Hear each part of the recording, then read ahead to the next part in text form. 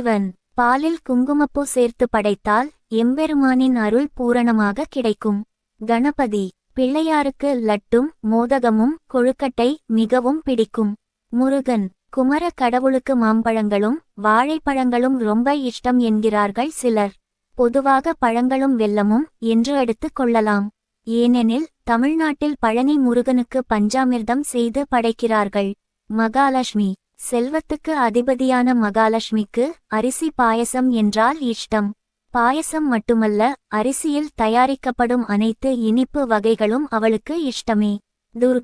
துர்க்கைக்கும் பாயசமும் காய்கறி உணவும் ரொம்ப பிடிக்கும்.